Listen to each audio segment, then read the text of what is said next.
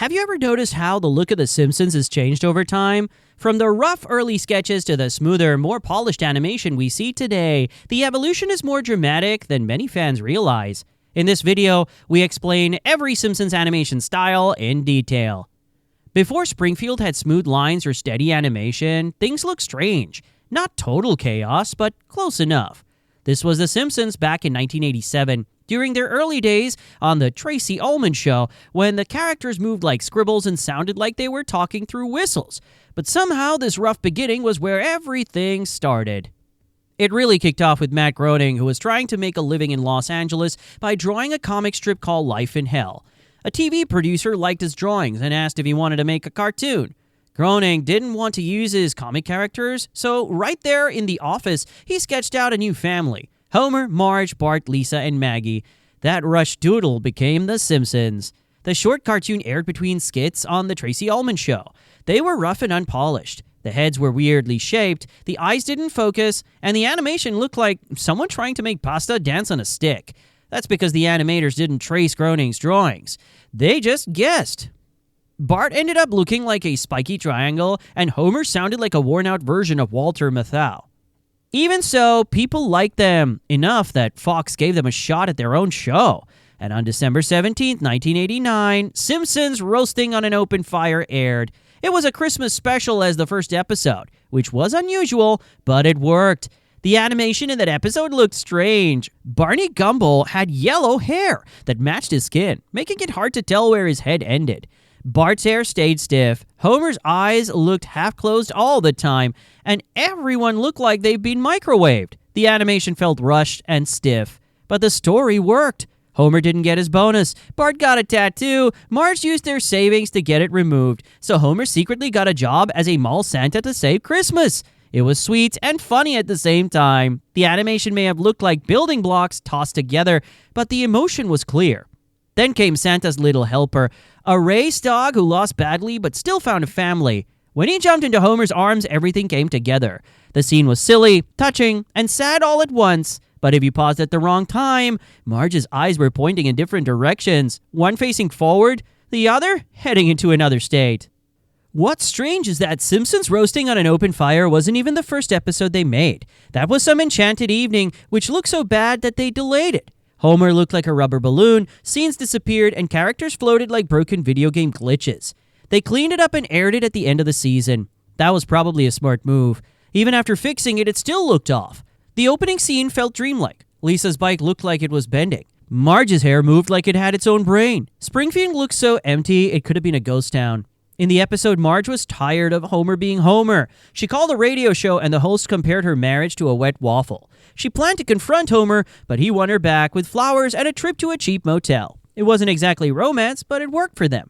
The babysitter they hired turned out to be the Babysitter Bandit, a known criminal with a cartoon-style nickname. She tied up the kids and stole from the house. She might have taken the couch too, if Maggie hadn't saved the day. That's right, Maggie crawled out of her crib, untied her siblings, and stopped the criminal. Even early on, Maggie was already stealing scenes. The animation still couldn't keep up. Every close-up made the characters look like they were wearing masks. Bart's face barely moved, Lisa's head changed shapes between scenes, and Homer's smile sometimes looked like something was deeply wrong. But beneath the wobbly faces and awkward moments, there was something real. Fox saw the potential and ordered another season. That's when the changes started. The lines got cleaner, the characters finally looked the same from scene to scene. They stopped moving like puppets in a fishbowl. One episode that really showed the improvement was Bart Gets an F. From the first scene where Bart panics in class, you could see the change. The shadows were better, the colors looked richer, and the whole episode felt like a real show instead of a student project. Even the opening changed. The camera panned through a little detailed Springfield as Marge drove with Maggie. The background characters looked sharper. The building seemed like people could actually live there. These small changes made a big difference. The story in Bart Gets an F was also deeper. Bart was failing not just for laughs, but as a main plot. It mattered. He studied hard. He made a deal with Martin Prince to trade cool tips for tutoring. He even prayed for a snow day, and when one finally came, he chose to study instead of going outside. That moment showed real growth. Bart, who once treated books like trash, now cared about learning. And because the animation was better, you could see it on his face. No more wonky eyes or melting heads. This time, the animation helped tell the story. For the first time, it felt like The Simpsons had found their shape. By this point, the animation team had started using tricks to make things smoother. Shadows added mood, scenes cuts were tighter. Instead of redrawing every frame, they reused layouts and movements to save time and make everything feel more natural. Not every episode in Season 2 is perfect. Mouths were still moving strangely, lip syncing didn't always match, and now and then you could spot a second Bart in the background. But the huge gap between those early Tracey Ullman shorts and what was now on screen had finally closed. By the time Season 3 arrived, The Simpsons had finally found their balance. The designs made sense. Characters looked the same from scene to scene. Homer's hair stopped growing extra strands for no reason, and Lisa no longer looked like a pipe cleaner with eyes. But what really changed was the confidence. You could see it not just in the stories, but in how the animation played with space, timing, and sight gaps.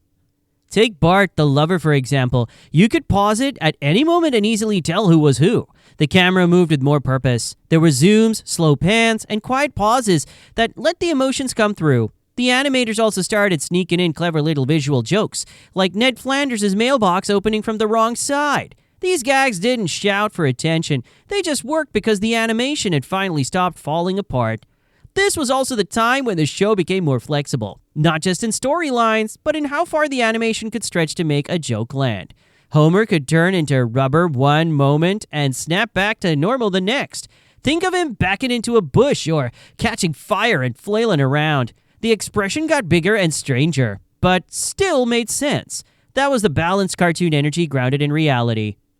Then came Season 4, which many fans considered the sweet spot. The animation looked sharp without being too shiny. The outlines had weight. The backgrounds were full, but never distracting. And the timing of the jokes? Perfect! The animators knew exactly how long to wait before letting a punchline land, and that made everything funnier. But behind the scenes, something big was about to change. The old way of drawing was on its way out. But behind the scenes, change was coming. For years, every frame had been hand-painted on animation cells. Every line, every color, done by hand and photographed. It looked great, but took forever. Around Season 7, the team started testing digital ink and paint. One early example was Radioactive Man. The difference was subtle but clear. Colors were shinier. Milhouse's tears looked like digital effects. It was a quiet preview of what was ahead. The full digital switch didn't happen overnight. It took years. Tennis the Menace from Season 12 was the first episode made entirely with digital tools. The difference was easy to spot. The look was cleaner and more modern, but also a bit less textured. Some fans liked the new style, others missed the chalky charm of the older episodes. Either way, the change had started.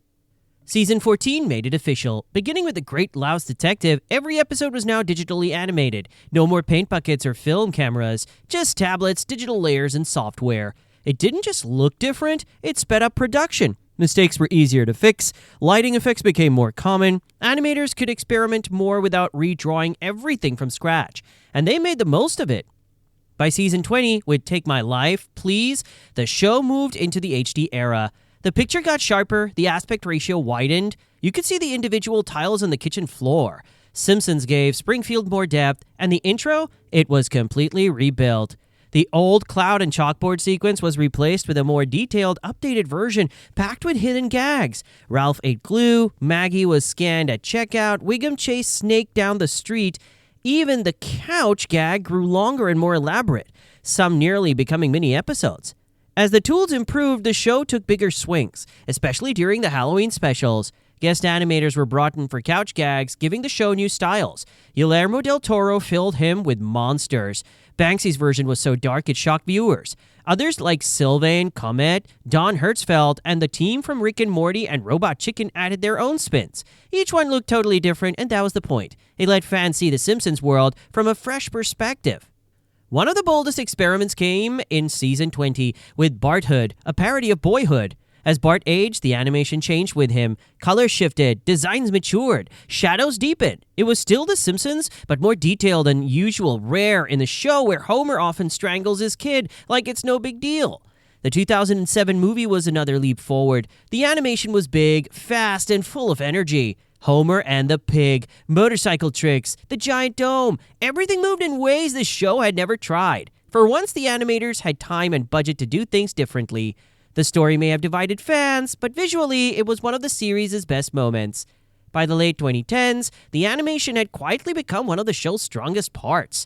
It didn't show off or change every week, but when the show wanted to try something new, it had everything it needed. In season 33, the episode Pixelated and Afraid surprised longtime fans with a movie-like serious look.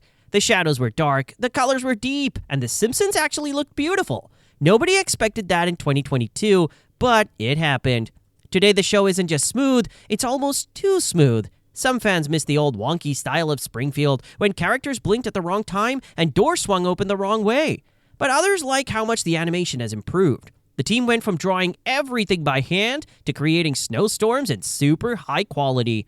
They've built 3D versions of the whole town. They've added fog, blurry backgrounds, shiny light effects, and more couch gag surprises than anyone can keep track of. Do you miss the early days? Share your thoughts in the comments below. We'd love to hear from you. Thanks for watching and supporting our channel. Click the next video on your screen to dive into another exciting Simpsons story.